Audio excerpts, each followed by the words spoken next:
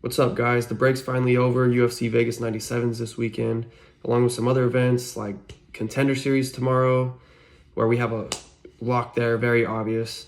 Some good plays, which are on Patreon. We have Bellator this Saturday, where Khabib's cousin, Usman Nurmagomedov's fighting. Today, we're going to be breaking down all the PrizePicks plays right here. So just every single square, one by one, we're going to be breaking everything down for you guys. The fight time, fantasy score, everything, along with our UFC stats page, so we can see everything. Just full breakdown of the PrizePicks plays. And we'll have our official PrizePicks plays video out later this week, probably Wednesday or Thursday. I'd have to check the schedule, but it'll be out this weekend. A lot of these plays on PrizePicks, probably like 90% of them, I might be like, I don't know if I like this. This is a tough square. It's because it is. A lot of these squares are right where they should be, honestly. There's probably like 10% that I will like, and I'll tell you that I'm going to like. So it's not that I'm just unsure. A lot of it's just PrizePicks set their lines at good lines, and they know where everything stands. But yeah, enough ranting and stuff. We're going to get into the video. So our first square is going to be Andre Petroski at 47.5 significant strikes. He's fighting Dylan Budka. So this matchup's just basically wrestler versus wrestler. Petroski's better everywhere. Both have cardio issues. I expect Petroski, even though it is wrestler versus wrestler, and wrestler versus wrestler matchups are usually striking based. I think Petroski's wrestling is better, and he's going to test it out early. Along with him knowing he doesn't have the best chin, he'll probably just wrestle Budka, maybe finish him late, but I could see round 3 decision. That's what I would say. So knowing that, that's something you have to really pay attention to with these strike lines too, is like, do you think the fight's going to be quick, or do you think it's going to be a decision? And a lot of you might be telling me right now, oh yeah, no shit, or whatever. But there's a lot of viewers out there that are newer to the sport, and they don't pay attention to stuff like that. So I'm just letting you guys know. So yeah, let's get into this real quick. All right, so let's look at the strike line. The strike line was 47.5, and Petroski, when he wrestles, he doesn't land a lot on the ground. So 12 strikes through 3 rounds versus Josh Fremd is crazy, but he did take him down, controlled him the whole 3 rounds. And the fight was in altitude too. I want to say, was this in Denver? I think it was in Denver. Altitude. And Petroski, I mean, he did his thing for 3 rounds. So 12 strikes there against Jacob Malkoun. It was stopped in the second round, right? But he was not going to land 47.5 versus Malkoun, even if it went decision. So he went less there. Prayer, we're not going to count. That was stopped quick. So he landed 57 versus Gerald Meerschaert, where he did wrestle, but it was mainly a striking matchup, I want to say. He struck a lot. Let me see. Let's double check. So yeah, he only had 2 minutes and 6 seconds of control time per round. So he had 23 seconds there, and then round 3. Yeah, so it was basically a striking matchup the whole time. That's why he landed so much. So many strikes. So that went over. Against Wellington Turman, he had 8 takedowns. He had 42 strikes. That's another one. Through 3 rounds, he went under. That's a lot of strikes for him. And you look at the control time, 8 minutes of control time. So yeah, I mean, he wrestled the whole fight. Usually I don't look at stats like this. Usually I watch film, but for some reason I don't remember this fight. But anyways, yeah, at 47.5, I mean, it should go under is what I'm seeing. It should go under, especially if he wrestles. I think he's going to wrestle. I'm going to say this is the under right here.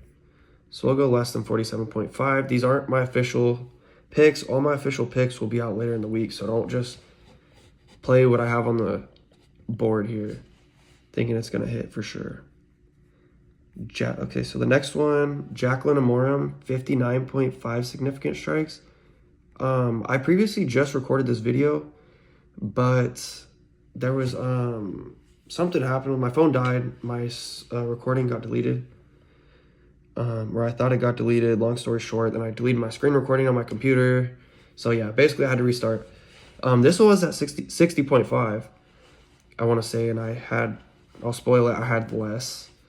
So let's see. So Jaqueline Amorim, we have her at 59.5. I like the under on 60. So her debut was against Sam Hughes, where she dominated the first round. I'm almost positive she dominated the first round with her takedowns. She was on top, and then she gassed out. Like, that's how Sam Hughes always gets her win. She gets dominated first round, survives, wins round 2 and 3. 12 strikes. That's all she landed through 3 rounds. Is crazy. Corey McKenna, you can't really judge that. That was pretty quick. 1 minute and 38 seconds into the fight, she subbed Corey McKenna. This one against Ruiz, she had 86 strikes. She had 1 takedown, and she knocked her out in the 3rd round. Let me see. You guys could see here. Just so you look at everything. This is really important when you do price picks. Just look at everything, like per round base, all that stuff. So, she had, where'd she have here? So she had the 4 minutes of control time in the first, 40 total strikes, 30 significant, right? So that means she had majority of her strikes while she had control. She was on top of her or whatever. Another one, 3 minutes and 42 seconds of control time. She landed 43 strikes from the top. So basically she landed there. She didn't land versus Sam Hughes. Sam Hughes is a lot higher level, I guess you say. She's not a bum, even though her record kind of sucks. Sam Hughes, she's a dog though. Vanessa Demopoulos, I think she's good enough to not allow Amorim to just fucking beat the shit out of her.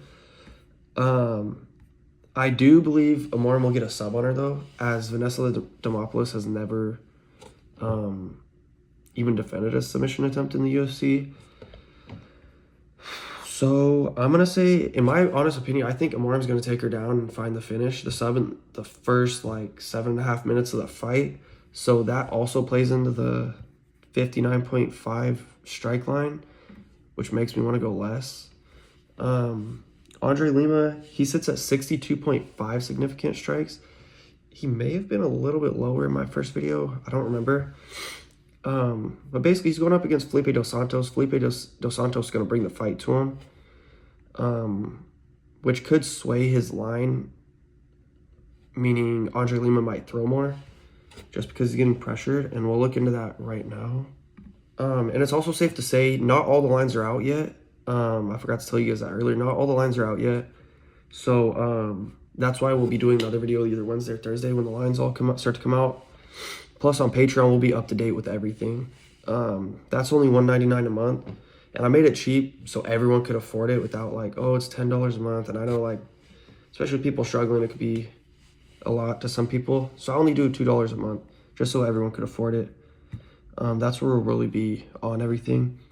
But anyways, Andre Lima, 62.5 strikes, right? Yeah, so it was at 60.5 before. So now it's at 62.5. All the lines are climbing. Andre Lima, 51 strikes versus Mitch Raposo, which was it was a very slow, low volume type fight. Wasn't very good. Lima landed 30 against Severino, but it was stopped in the second. He wasn't going to get the 62.5, so he'd gone under again. He also went under against Rickson Zanadim in the Contender Series, which was a decision. I think this fight's going to decision. If anything, it's a Lima late KO. But Felipe Dos Santos is a high volume guy, and this is key when looking at PrizePicks too. Did Dos Santos ever fight anybody like Lima, right? So let's look. He fought Manel Kopp, similar to Lima, similar style, I guess you could say. So now Manel Kopp landed 112 there. What does Manel Kopp usually land? Manel Kopp, usually he's not throwing that much, right? He threw a lot against Zalgis, round 1 KO, right? 53, so he'd gone under. But it's like, we're not going to take the Mikhail fight. That was a boring wrestling fight. But against Dvorak, Kopp landed 58, right? Dvorak did wrestle. So it's like, Ode, I don't know. Manel Kopp does throw. He throws, I guess. He could be high volume if he wants to. But against Dos Santos, he just threw so much, you know what I mean? Dos Santos kind of forces you into throwing a lot. So it's kind of tricky, in my opinion. It's kind of a tricky one. Like, you would think Lima, by the stats, is going under. But Felipe Dos Santos could bring that fight, so this is just going to be a fade for me. I'm not going to touch it. If I had to go anything, I'd probably go... I don't even know. I'm not even going to say.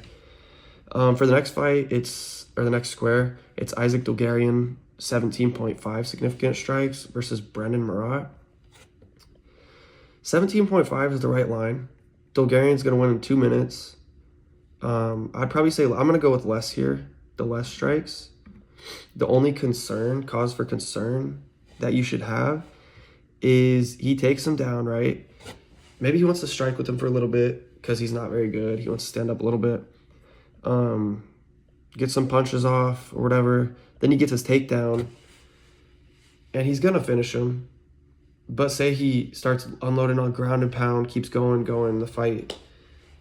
Say the ref doesn't stop it or something, it might land the 18.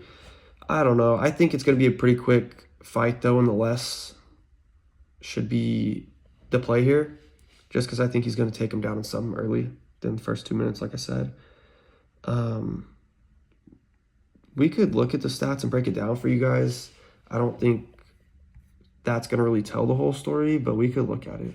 So yeah, if you want to sit through this breakdown of like the little stats, it'll be quick, but you guys could just skip to the next chapter if you want.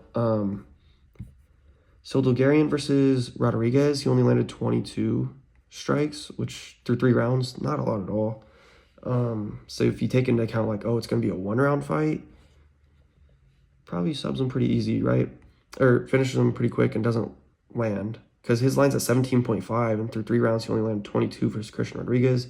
Christian Rodriguez a lot better than Murat, especially on the ground. So it'd be harder to land strikes for someone like Christian Rodriguez on the ground. See, against Francis Marshall, through 4.5 minutes, he landed 35 strikes. That's a lot. But I think the fight's going to be half of that. It's not going to be as long. So you take that, it's about 17.5, half of that. So the line's pretty correct if you really think about it. I don't think he's landing those shots, though. I think it's going to be a submission on Murat. Pretty easy. 2 minutes, like I said. I would take the less. Ryan Spann, his number also went up, which I mentioned in my last video. I was like, if it hits 19.5, I kind of like the less. It was at 17.5. Right now, it's at 18.5. I think Ryan Spann knocks out OSP pretty early, but you can never be 100% sure with Ryan Spann, I guess you could say. So that's the risk to it. I would go less. We could break this down in the stat sheet real quick. Okay, so you look at his, volume, right? So we'll just look at his wins, I guess. We could look at his wins. So when he knocked out Reyes, first round, this is how I think this fight's going to go. Only 8 strikes, hit the under, right? This one, same thing, finish, win, 4 strikes. So that's his last 2 wins with 4 strikes. I didn't mean to click on that, my bad. So we could take a look at even this one right here, right? Versus Kirkunov, 16 strikes in his first round win. All his wins are super fast. Sam Alvey, I don't know how he didn't get that one. So versus Devin Clark. Devin Clark did wrestle, right? I don't think OSP is going to wrestle. I think it should be a stand-up strike. So this one, or stand-up fight. So I don't think this one's really comparable, I guess you could say. But Spann, 17 strikes. He would have gone under, right? This one, another knockout win, 13 strikes, would have gone under. What is that? 1, 2, 3, 4, 5. 5 out of his last 6, he would have hit the under on his wins. The only time he doesn't hit is, look, decision versus Sam Alvey. Decision versus Luis Enrique. Same thing right here, even when in Contender Series. 4 strikes and a win. When he wins usually in the first round. He has his few decisions here. But even in his second round win, he freaking You know what I mean? He went under. So I would go the less here, as Spann should go under 18.5 and knock out OSP pretty early. I don't think this is terrible. Is it a lock? No, but I'm pretty confident in this one. The next one, Zhu Rongzhu. Okay, road to UFC. I already said I don't like to touch. With props, I'm definitely not going to touch. But I'll break it down for you guys. So 53.5 significant strikes for Zhu Rong. Okay, oh, I guess on PrizePicks it said Zhu Rong, but Rongzhu. What was it? 53.5 strikes. So his last fight went into the third round. This is also, remember, how are you going to pick this fight? You think it goes decision? You think it goes as a finish? You know what I mean? I don't really know much about Chris Padilla. His last fight was pretty quick, you know what I mean? So I do think Rongzhu wins this fight. I don't know how he's going to win. Probably by finish, I would say, though. But he's pretty high volume, like, in his fights. You know what I mean? Like, 86 through 3 rounds.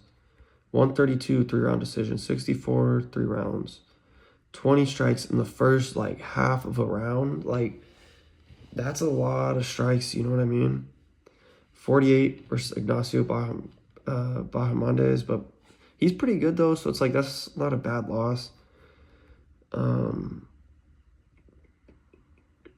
Kazulafar 42 there, see what I mean? So it's like, I don't know, this is a tough one. It's just because he could finish early.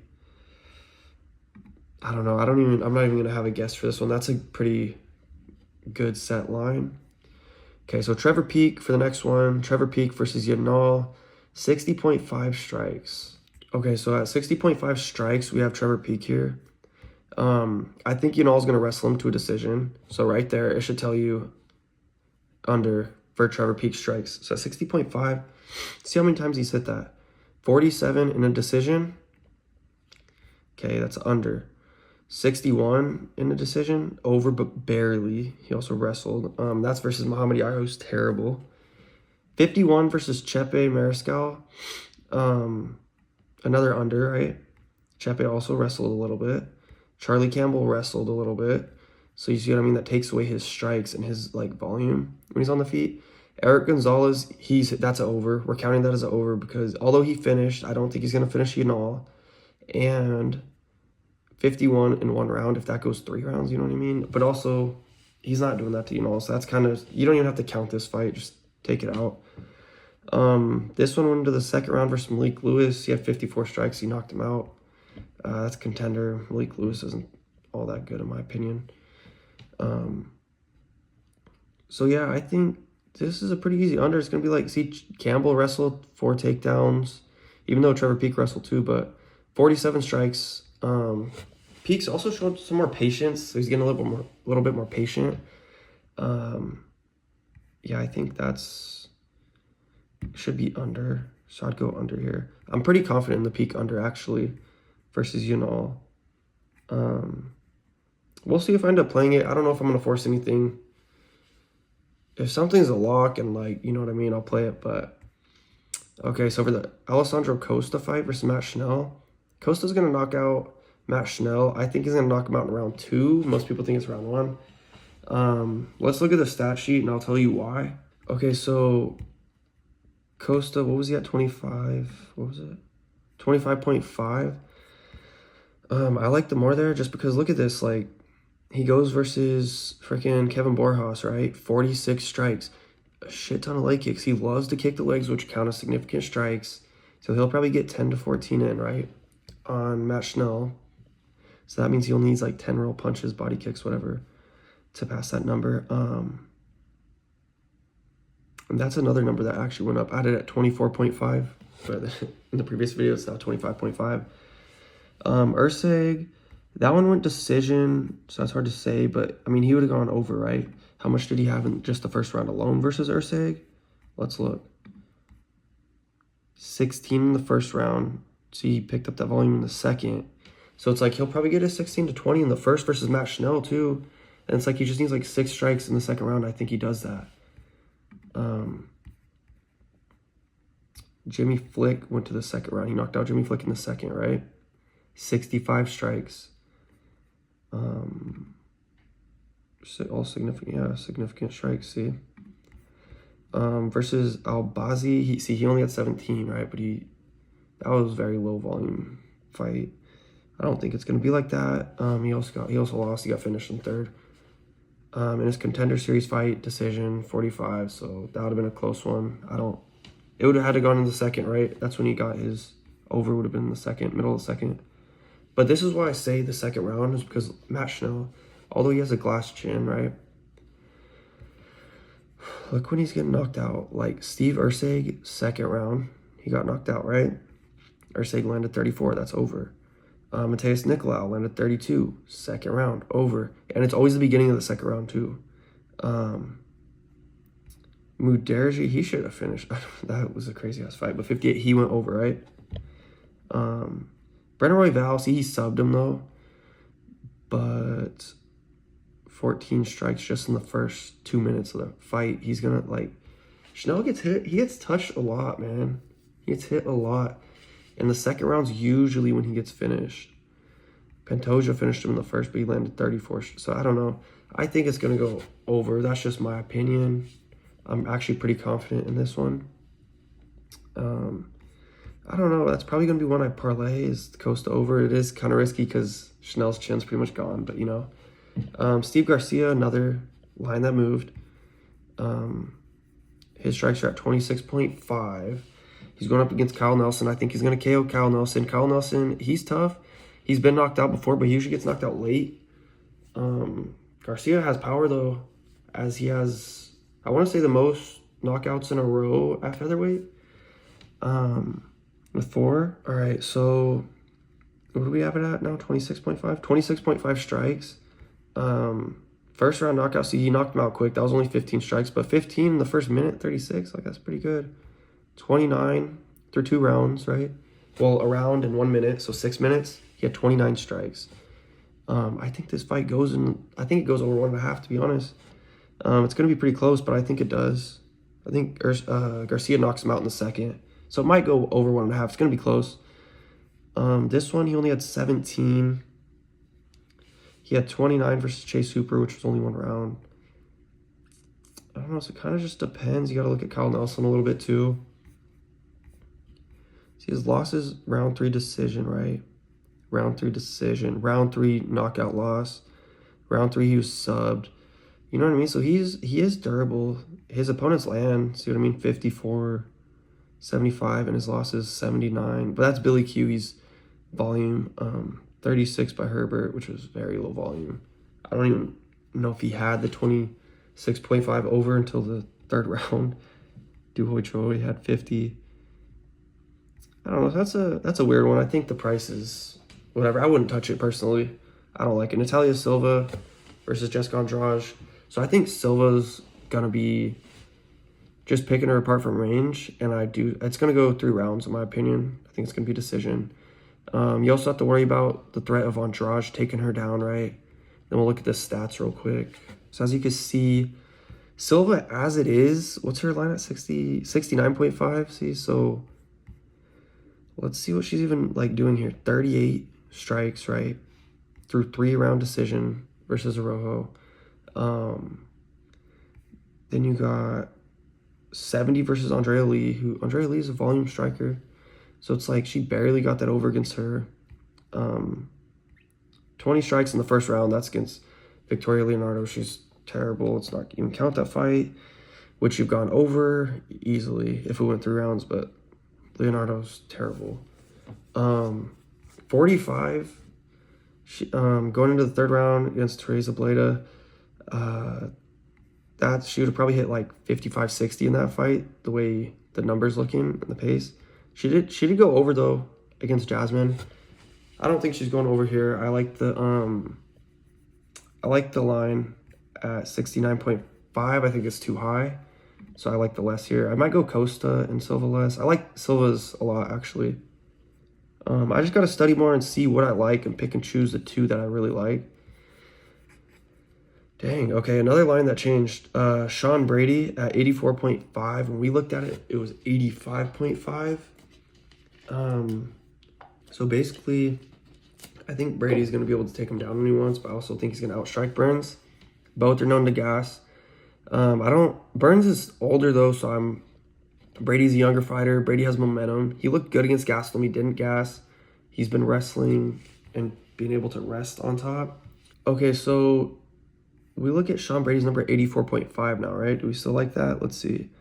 14 against Gastelum through 3 rounds. Like, he was going to probably hit maybe 18, 19, 20 if that would have went decision. So that's low volume right there. That's a red flag. Through 5 rounds versus Bilal Muhammad, he's definitely hitting that 84.5, right? That was a lot of volume in that fight. Went late into the second. Versus Michael Chiesa, 18 strikes to 3 rounds, where he gassed out middle of the second, just like he did with Bilal Muhammad, gassed out middle of the second. Yeah, but he had 5 takedowns, so it's like he wrestles against these guys that aren't Bilal Muhammad, you know what I mean? Yeah, so I like the Brady's under here. Look, again, 37 against Jake Math. He's not going to hit that 84.5 in any of these. You know what I mean? He's not going to hit that. He might have hit it against Aguilera. It would have been pretty close, but I think, yeah, he would have probably hit that over, to be honest. But you also have to wonder, like, he's never gone 5 rounds, so he might slow down in round 4 and 5 as well. And I don't think he's really going to be landing like that on Burns, to be honest. So even Jack, though, I mean, Gilbert shot takedowns. You can't count that. I don't know. Burns could bring a firefight out of people, but I don't think it's really there no more. I like Sean Brady's under, but it's not like a lock, I would say. But I do like the under there. Let me get rid of some of these. I don't know why I have all of them queued like that. So yeah, that's all of them for the significant strikes. We're not going to go over contender series stuff. Although I will say right here, check out the under 2.5 right now. It looks pretty good on your sports book, the under 2.5 in the fight. All right, so for fight time, we'll go through these pretty quick. Again, I don't know if we're going to go... Oh, right here, fight time and PrizePicks. I actually really like this one. As I think Shannon Clark should get a sub. Shannon Clark, she's 5-0. Dubin is 4-0. But Dubin, she's a striker, right? Clark's more the wrestler, grappler. Dubin has 1 win in the past 4 years. Every opponent she's fought was 0-0 when Dubin fought them. Easy fights. Those opponents are now have a combined 0-7 record. So it's like she has never fought anybody with a win. I think Clark's going to make it look easy. She's negative 550 now as her odds are climbing.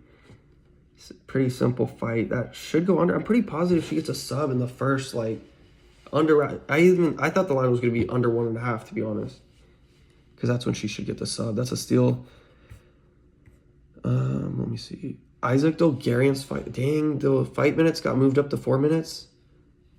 I like this a lot better. The less is really good here. I might do this. You guys could even do this, like Dulgarian less with like Shannon Clark less. That's actually not a bad parlay.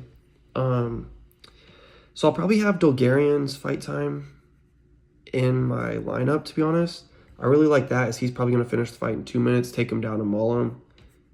Ryan Spann, I think that's also a less, as he's probably going to get take OSP out pretty quick. I would say under 2 minutes as well. That's how most of his wins happen. Rongzhu, I don't know. I'm not touching it. Trevor Peak, I like the more in that fight, as I think Yanal's just going to wrestle the decision. I don't see him finishing Peak. Alessandro, I like the more there too. There's actually a lot of mores here I like in the overs for fight time. I mean, I don't know what the hell I just said. But there's a lot of fight time squares that I do like. So I think this is going over. Steve Garcia, I think this is going over. I actually really like this. Like, Garcia's over, Costa's over, Dulgarian less, Shannon Clark less. That would be nasty. I want to, like, and I'll show you guys the payout real quick. Let me just clear this. If I could just clear the slip. So just like this. I look like a casual there. So if you did something like this,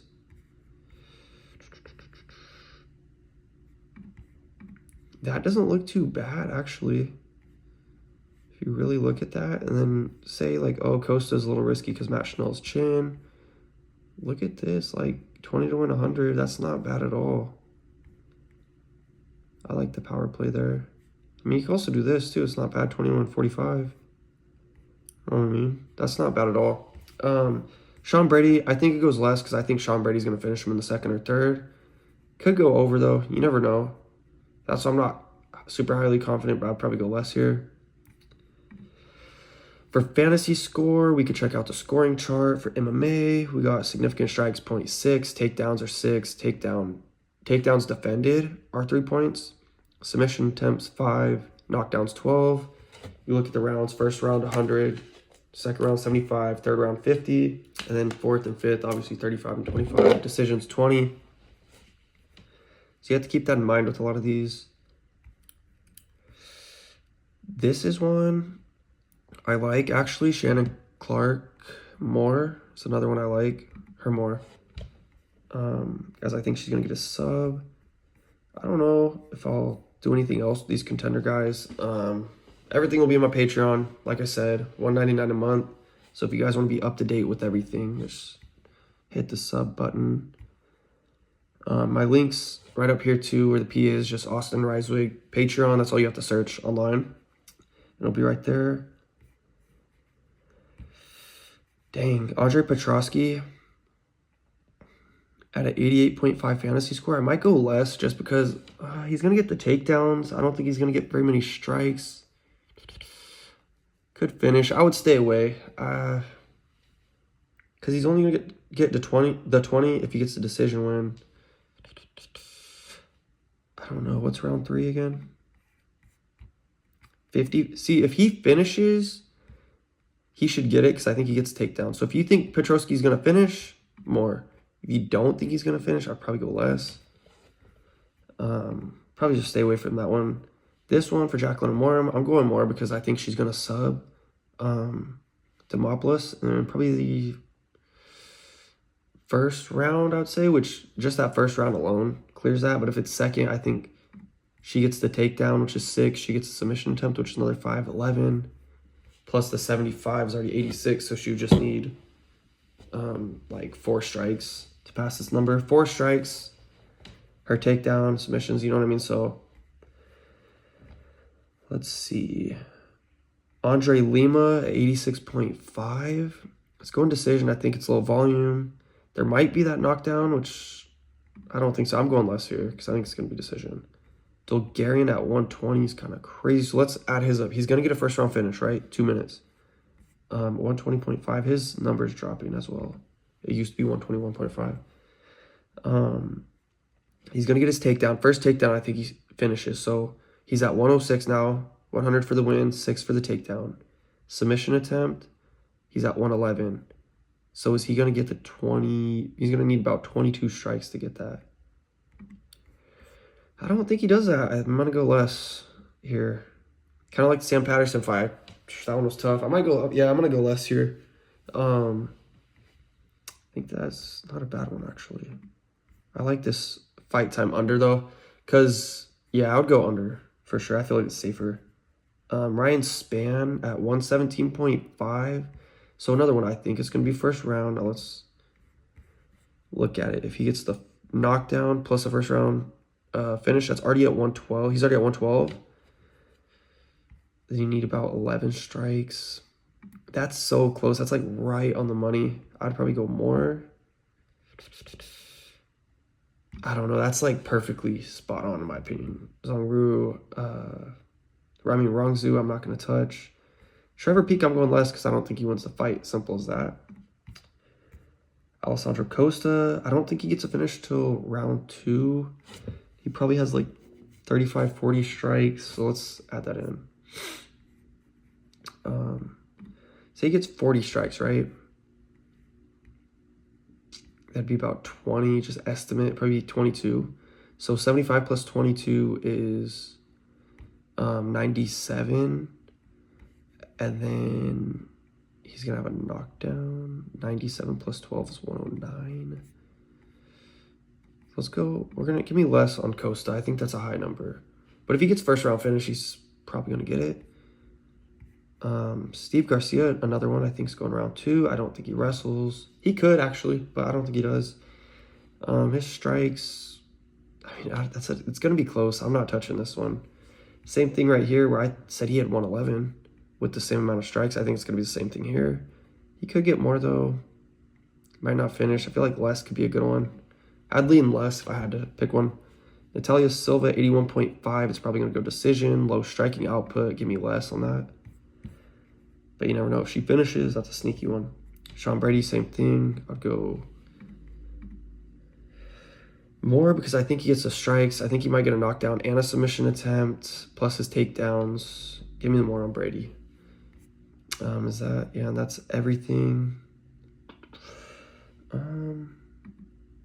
Yeah, so that's everything for that. My most confident plays, if I had to take them, definitely Isaac Dulgarian's fight time. I'd go Shannon Clark's under on the fight time as well. And then Steve Garcia's more on the fight time. That's just right now. I'll release an official pick video later in the week. That's probably what I'm looking at as of right now. I mean, I might go less on this. I gotta research this a little bit more, but I might go less on that. Let me see.